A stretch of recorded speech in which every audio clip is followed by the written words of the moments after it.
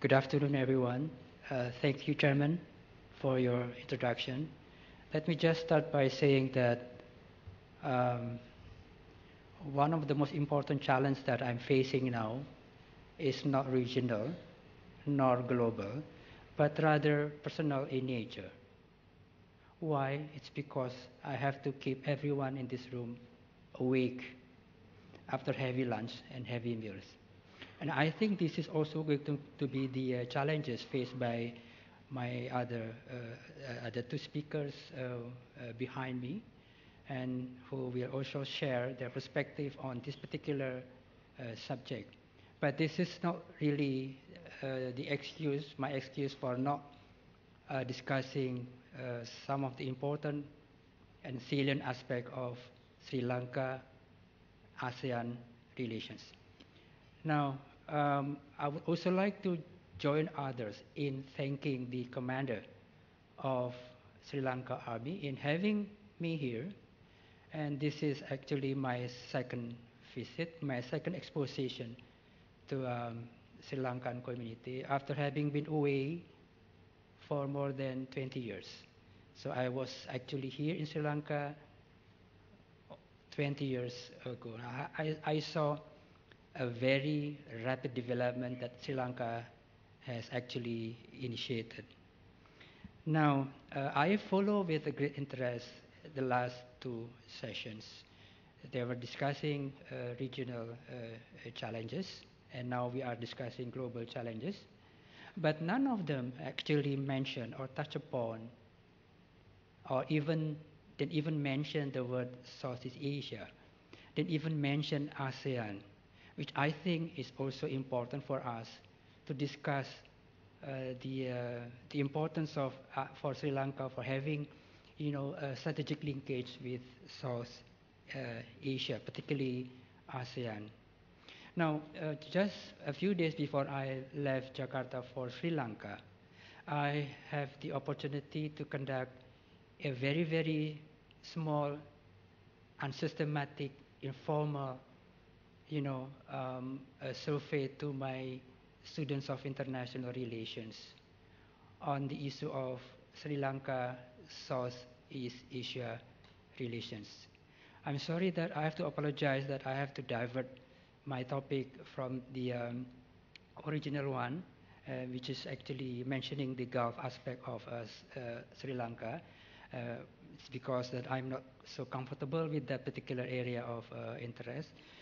Um, Actually, I have prepared 10 questions for my students of international relations. They are younger generations of Indonesia who study international relations. And I've also actually, it is an online, online a survey. And please note that this is very, very unserious, unsystematic, and, very informal. I've actually prepared 10 questions for them and 2 or 3 possible answers. So let me just try to share with you some of the result of the survey. And please do apologize me for not having been able to show the result of the survey in the PowerPoint slides presentation because of the time's constraint. Now, the first question that I pose to them. These students of IR is actually coming from a very different university, a very different campus, because I'm teaching at several, private university in Jakarta and outside Jakarta. The first question is, where is the location of Sri Lanka? Where is the geographical location of Sri Lanka? And there are 3 possible questions, answers that I actually offer to the students. A, Southeast Asia. B, East Asia, and C, South Asia. And you can guess the answer. More than 80% says that Sri Lanka is located in South Asia. And that confirms that I do not teach a wrong subject of international relations. I'm happy to know that. The second question that I give to them is this. Is there any regional organization in South Asia similar to the one that we have in Southeast Asia? And the answer is more than 80% says yes. There is a regional association in South Asia, similar to the one that they have or we have in Southeast Asia. Question number 3. Is Sri Lanka a member of that regional organizations? And more than 80% says yes, that Sri Lanka is a member of the so-called South Asia Association of Regional Cooperation. And 10% says they do not know. Okay. Number 4. What is the name of regional organization in South Asia which Sri Lanka belongs to? And surprisingly, the result of the survey is more than 80% do not know the name of regional association in Southeast Asia, meaning that they know more ASEAN than Southeast Asia than South Asia. But the word Sri Lanka is actually very familiar to them. Question number 5. Is Sri Lanka a member of ASEAN? The answer is whether yes or no. And more than 90% says Sri Lanka is not a member of ASEAN. Again, that confirms that I do not teach a wrong subject to my students. Question number 6. Should Sri Lanka become part of ASEAN, be a member of ASEAN? 10% says yes. 90% says no. There is just no opportunity, there is just no rationale for Sri Lanka to join ASEAN. I think this is because of the knowledge that they have that Sri Lanka is associated or located in South Asia region, not in Southeast Asia, and therefore they come up with this kind of, perspective. Question number 7. Should Sri Lanka go beyond its immediate region to work out solutions to regional problem? And the answer is, I gave them three possible answers: yes, no, or do not know. You can guess the answers. More than 70% says yes, Sri Lanka should go beyond its immediate region to work with countries outside its immediate region to address problems that cannot be addressed or solved independently. I assume that Sri Lanka and ASEAN in Southeast Asia are having a common, a threat that they have to address jointly. And 10% says they do not know whether Sri Lanka should go beyond its immediate region. Question number 8. Should Sri Lanka cooperate with ASEAN? Look, surprisingly, more than 80% says yes, sir. Sri Lanka should cooperate with ASEAN. 15% says no, and 5% says they do not know whether Sri Lanka should cooperate with ASEAN. Now, this is again a reflection of the fact that ASEAN in Southeast Asia and Sri Lanka in South Asia cannot, address the problem on their own.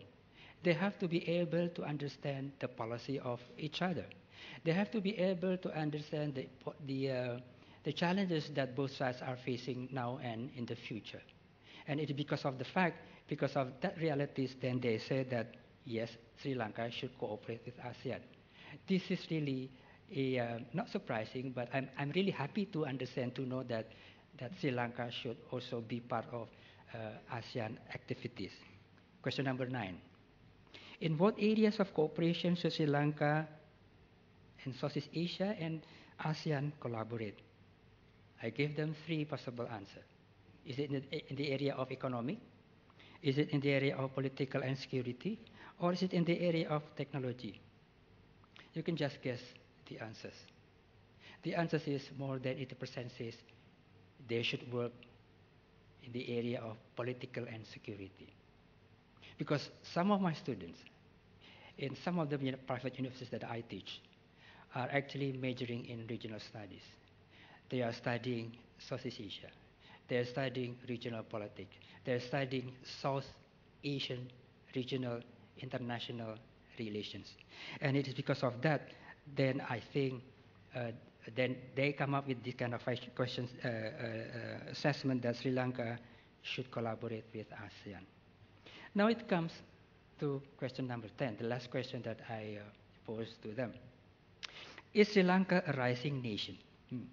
This is the question that I pose to every student of mine who happened to be online just a few days before I left for Sri Lanka. I repeat the question. Is Sri Lanka a rising nation? Surprisingly, they said, yes, sir. Sri Lanka is a rising nation. More than 85% says Sri Lanka is rising and emerging nation. And I try to comment on their perspective. Why do you think that Sri Lanka is a rising and emerging nation?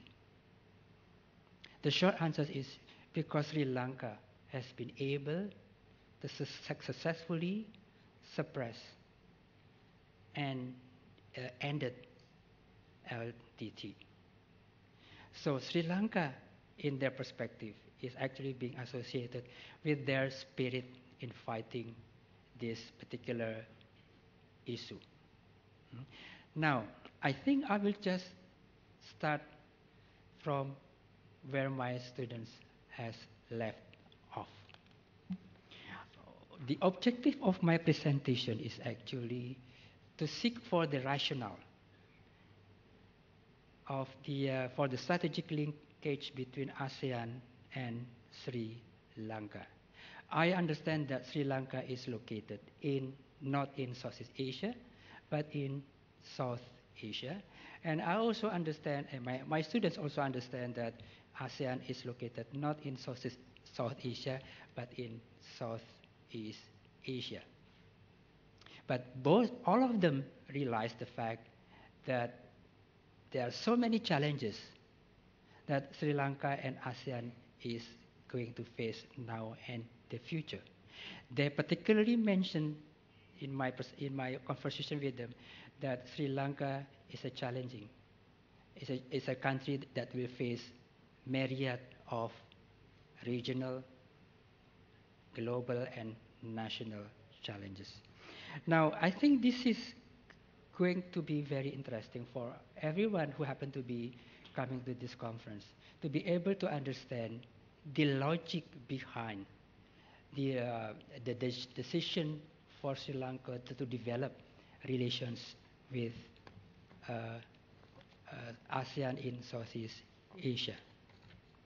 Now, to my surprise, actually, ASEAN was, well, not really surprised, but ASEAN was established more than 40 years ago. But there was a report that Sri Lanka received an invitation from ASEAN to join the regional association in Southeast Asia. And you know the answers. That Sri Lanka turned down the invitation. They reject the invitation of becoming part of ASEAN. I understand the reasons why they decided not to join ASEAN, because geographically speaking, Sri Lanka is not part of ASEAN, and neither Sri Lanka is a key security player in South Asia. And that is why that is the reasons why Sri Lanka may have to reject the invitation put forward by ASEAN at that particular period of time. Now, I think Sri Lanka membership in ASEAN is not really a major policy issue in Colombo. Please correct me if I'm wrong. I haven't come across any information that Sri Lanka's membership has been discussed widely, comprehensively in Colombo. But there was an observation that becoming a member of ASEAN would certainly give Sri Lanka an insurance policy against unwelcome external interference. The biggest gain Sri Lanka stands to benefit from ASEAN membership is perhaps an access to trading and investment opportunity. So this is another area where Sri Lanka may gain something, when they decided to develop relations with ASEAN in South Asia. But since Sri Lanka is not part of South Asia, nor has Sri Lanka possessed a strategic stakes in the region of Southeast Asia, I think you will stand to agree with me that it is just irrational to talk about Sri Lanka's membership in ASEAN, because of the fact that they are located in South Asia, while the ASEAN Declaration of Bangkok Declaration stated that only those countries who happen to be located in Southeast Asia is or are eligible to become a member of ASEAN. But since then, there's been so many applications coming from outside ASEAN who will, asking them to be part of Southeast Asian political and security activities. It reflects a reflection of the fact that ASEAN is becoming a very important actor.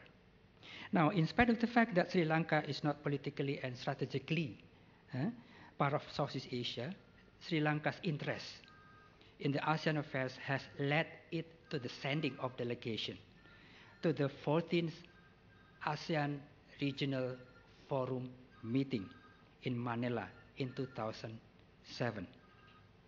Now, one was questioning why Sri Lanka decided to join the ASEAN Regional Forum, a political security dialogue, especially designed to address, security and political issue in the region.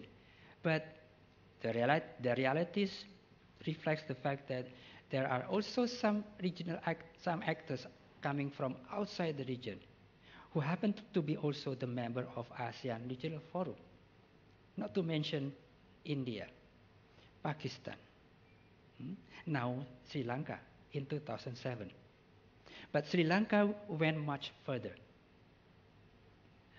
That she was not only becoming a part of ASEAN Regional Forum, but she was also willing to be part of the so-called ASEAN Treaty of Amity and Cooperation. So that is also again a reflection of Sri Lanka's intention to adhere to the principle of cooperative regional relations. Now, Sri Lanka's decision to be a full member of ASEAN Regional Forum really demonstrates her commitment to engage constructively in a forum activities for promoting and enhancing peace and security in line with the agreed objective with emphasis on security and preventive diplomacy. Now, Sri Lanka's membership of ASEAN Regional Forum, I think, provide some opportunity for Sri Lanka to share Sri Lanka's experiences with other members of ASEAN Regional Forum, particularly ASEAN, in combating, the so-called non-traditional security threat, the issue that has been discussed in the last two sessions. There are lots of, you can make a long list of non-traditional security threats, from piracy, maritime terrorism, people smuggling, drug trafficking, etc., etc., etc. Now, I think Sri Lanka has lots of experiences in combating one of those non-traditional security threats. And its presence in ASEAN Regional Forum is, I think, the best forum for Sri Lanka to offer her perspective on how to address the common problem that everyone is facing globally that cannot be addressed independently. Now, Sri Lanka membership of RF and its linkage with Southeast Asia was unthinkable in the past. There was just no discussion at all whether ASEAN, whether Sri Lanka should be part of Southeast Asian activities. Yeah, it was unthinkable in the past, but now with the complexity of regional security issues and the regional implication on the stability of security, Sri Lanka cannot avoid the imperative to constructively engage with ASEAN to jointly address common regional security issue and challenges. So I think there's a commonality in the perception of both sides, that both sides are facing common problem that cannot be addressed independently, that cannot be addressed by their own ways. There need to be some kind of a strategic collaboration between the entirety in Southeast Asia and Sri Lanka in South Asia. Now, with the membership in ASEAN Regional Forum and Sri Lanka accession to Treaty of Amity and Cooperation, I think Sri Lanka stands to benefit the following. I've been able to detect 5 to 6 benefits that Sri Lanka may gain from becoming part of ASEAN Regional Forum. Number 1 is to gain updated information on fresh regional security issue. So by becoming part of Southeast Asian political and security communities, Sri Lanka may receive or gains new information on fresh regional security issues that they seem to overlook in their own immediate region. Number 2 is to gain new perspective and best practices on how ASEAN manage its regional problems. So there's actually an exchange of experiences. When ASEAN is able to show to the world that he has been, or they have been successful in combating certain, transnational crime, I think that's the time also for Sri Lanka to learn the best practices of ASEAN in combating transnational organized crime. Number 3 is to strengthen economic ties with Sri Lanka's ASEAN major investor.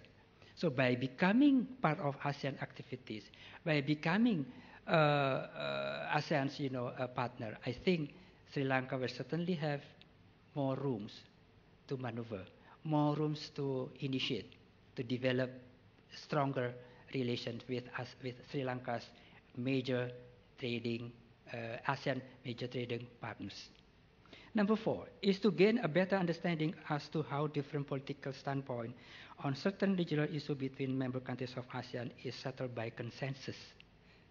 Now, I think the peculiar way of ASEAN in addressing this myriad of regional security at the time when they have their own perspective on how to address the problem, I think consensus is the best mechanism for ASEAN to solve the problem. And perhaps Sri Lanka, if it is having the same problem in South Asia,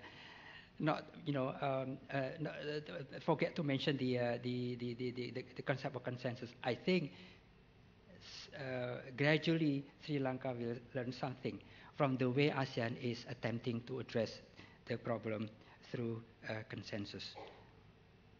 Number 5 is to learn ASEAN best practices in the area of preventive diplomacy and confidence building measures. I think ASEAN has been very, very successful.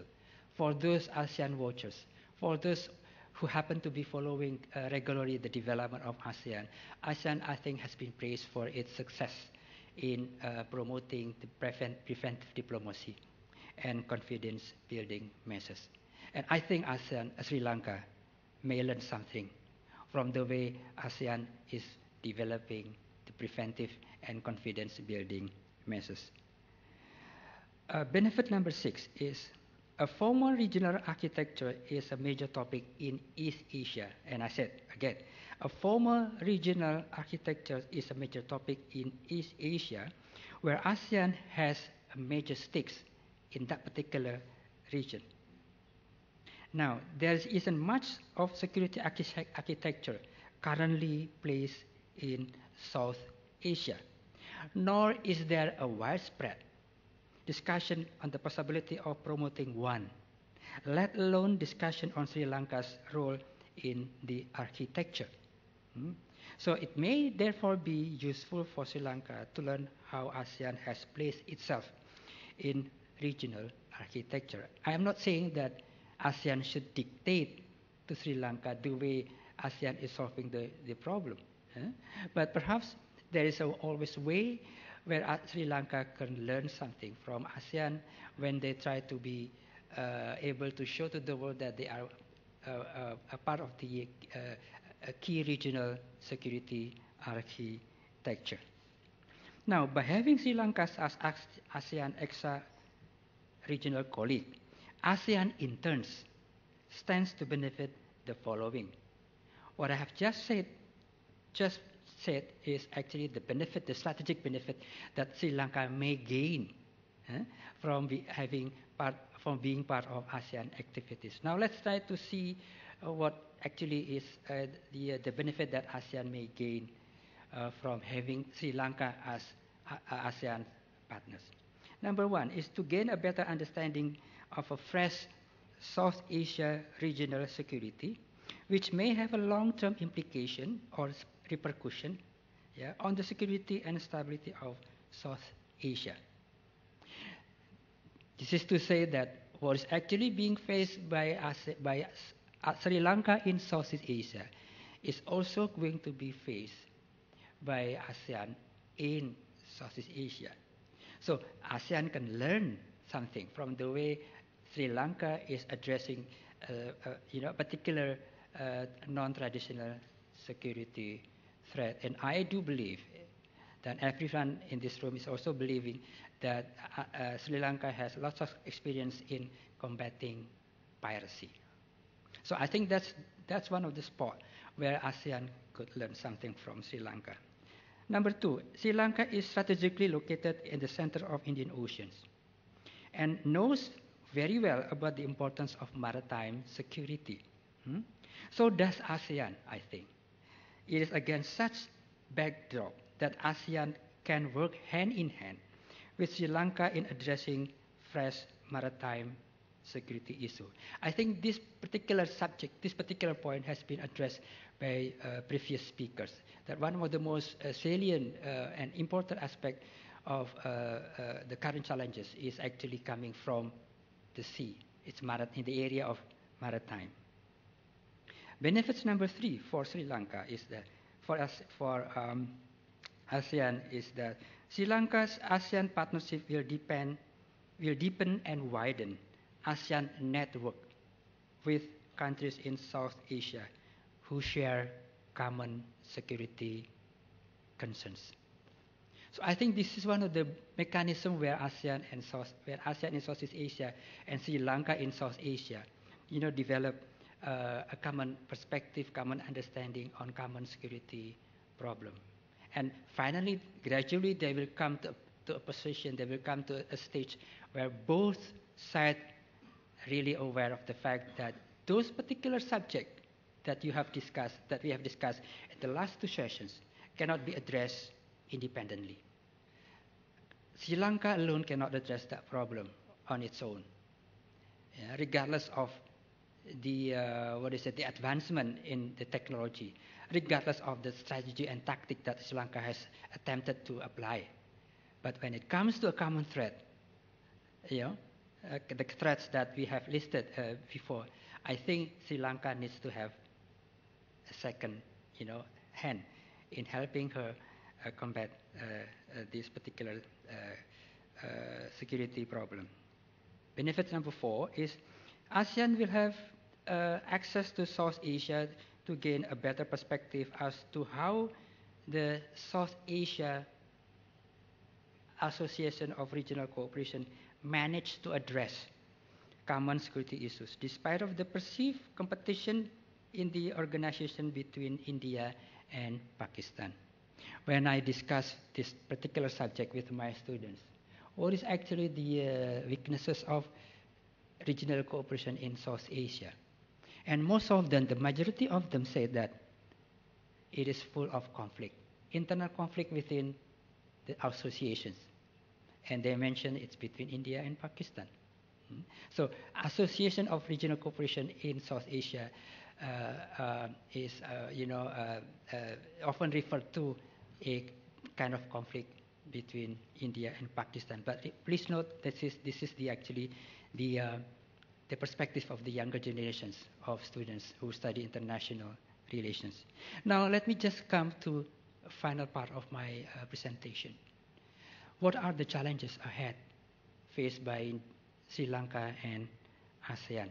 And please note that what I have just presented and the last 10 minutes that I'm going to present to you is actually hypothetical in nature, which means that it has to be proven, it has to be strengthened through empirical research, through empirical evidences. So actually, I'm inspiring every one of us, students of IR, to further explore the importance of developing strategic collaboration between ASEAN in Southeast Asia and Sri Lanka in South Asia. Now, I think Sri Lanka is in a position, to engage fully in a multilateral dialogue on regional security without actually being fearing to be held hostage by the problem it has, with the neighbors. Please excuse me for mentioning the fact that, this is already made public actually and been referred to in several books and literature that there's always been a friction between India and Sri Lanka. Yeah? Again, this is from my reading. It may be, the picture may be different now, but Sri Lanka does not have this kind of nuances. It doesn't really have a problem with its neighbors. And because of that, then it is actually in the very best position to engage constructively and productively in a multilateral dialogue on regional security. Now, let me just come to a few assessment of mine on the aspect of regional cooperation between ASEAN and Sri Lanka. I think when we talk about the global challenges, when we talk about the national challenges, and we talk about the regional challenges, no one can certainly avoid the fact that globalization is there, actually. The impact of globalization is very, very indiscriminate. Everyone cannot avoid, and everyone will certainly be the victim of the globalization. Now, ASEAN and Sri Lanka, because of the globalization era, will continue and will produce a serious security implication. Then I think Sri Lanka and ASEAN would have to work together in addressing whatever threats and vulnerabilities that may occur due to the process of globalization. Now, after listening to my students' perspective on ASEAN-Sri Lanka relations, and after been reading several materials on Sri Lanka-South Asia relations, I have come to a certain conclusion. At least there are several lessons that I can learn from this, partnership between ASEAN and ASEAN between Sri Lanka in South Asia and ASEAN in Southeast Asia. Lesson number 1. For Sri Lanka to be able to maintain its status or predicate as a rising nation, Sri Lanka needs to go beyond its immediate region and develop collaborative security projects with Sri Lanka partners.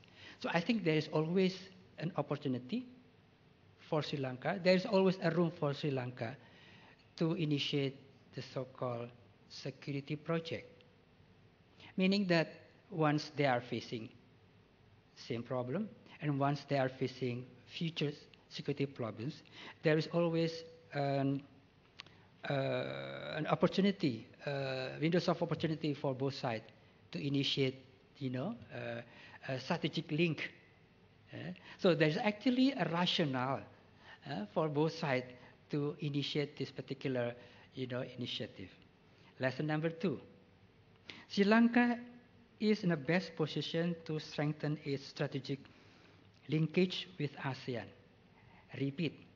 Sri Lanka is in the best position to strengthen its position, to strengthen its strategic linkage with ASEAN. Why do we learn this second? Why do we get this lesson? Second lesson. It's because the fact that Sri Lanka is now and will continue to be part of ASEAN regional forum. I don't think there will be a decision for Sri Lanka to, later on withdraw its decision withdraw its membership in ASEAN regional forum. The cost is just too big for for Sri Lanka to be born. If later on it decided to stay away from activities conducted or initiated by ASEAN regional forum. So I think Sri Lanka is in a very best position right now because of the challenges that Sri Lanka is facing now and in the future. Lesson number 3. Sri Lanka cannot avoid the imperative to craft out new strategies in addressing fresh regional security issues in collaboration with ASEAN. Again, I would like to share my perspective, and those who do not want to agree with me, please say so, that it's time for an ASEAN and Sri Lanka to initiate the so-called strategic partnership or comprehensive partnership between ASEAN and Sri Lanka, because of the fact that future challenges, security challenges, again, cannot be addressed independently. And Sri Lanka and ASEAN knows very well that if they address those problems independently, I think the result will be very, very minimum. Lesson number 4 is that because Sri Lanka has developed strategic relations with its immediate neighbors in South Asia and ASEAN in Southeast Asia, Sri Lanka needs to balance, to balance and to maintain to balance its foreign policy. By balance mean that because Sri Lanka is located in Southeast Asia, and I think the core of Sri Lanka's foreign policy is, I think, in that particular immediate region, and because of the fact that because of the regional implication of transnational crime that cannot be overlooked by everyone in the region, I think Sri Lanka should be able to maintain the balance in its diplomacy, its foreign policy. To keep the balance, focusing on South Asia, but that is also not to ignore the fact that Sri Lanka's external region is also important for her to be able to maintain relations. Lesson number 5. Sri Lanka and ASEAN will continue to face the non-traditional security threats, a threat of which may have security repercussion, security implication in South Asia and Southeast Asia. This, I think, justify the fact that, and it's also important for Sri Lanka and ASEAN to develop new ways in addressing such a threat. I do not know the elements of new ways in addressing this problem. So I am actually challenging the Sri Lankan to come up with completely different ways in addressing a problem of transnational security threats that seems to be perhaps overlooked by ASEAN in Southeast Asia.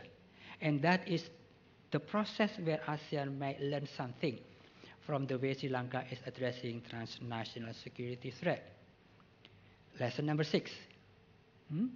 To anticipate future shocks faced by Sri Lanka and ASEAN, perhaps it is time for both sides, ASEAN and South and Sri Lanka, to start thinking of institutionalizing cooperation into some sort of, as I mentioned earlier, a strategic and comprehensive partnership. I do not know whether this is going to be very logic or not. I do not know whether this is going to be very important or not for ASEAN. Yeah, if does, then I think there has to be some consensus within ASEAN itself, whether or not to have Sri Lanka as an ASEAN strategic partnership. Assuming that there is a need for ASEAN to have Sri Lanka as part of its strategic partnership, I think that reflects the fact that ASEAN plays a very important role. ASEAN sees Sri Lanka plays a very important part in combating, in addressing future's security challenges. Lesson number 7. The purpose, this is actually the follow-ups of the lesson number 6. The purpose of having this strategic partnership between Sri Lanka and ASEAN is actually to lay a stronger legal basis. Well, not really legal perhaps, but to lay a stronger political and strategic basis for Sri Lanka and ASEAN to go ahead, to move on with constructive and productive means and ways to address common security challenges. I do not know whether you share these lessons. If you do not share this lesson, please try to show against my perspective. And with that, I think I will try to again go back with the statement made by a collective students of IR of mine, that Sri Lanka challenges to a rising nation. Sri Lanka is a nation that is going to face and continue to face challenges. To maintain that predicate, to maintain the status of Sri Lanka as a rising and emerging nation is necessary, but not sufficient. Repeat, to maintain Sri Lanka's predicate or Sri Lanka's status as a rising and emerging nation is necessary, but not sufficient.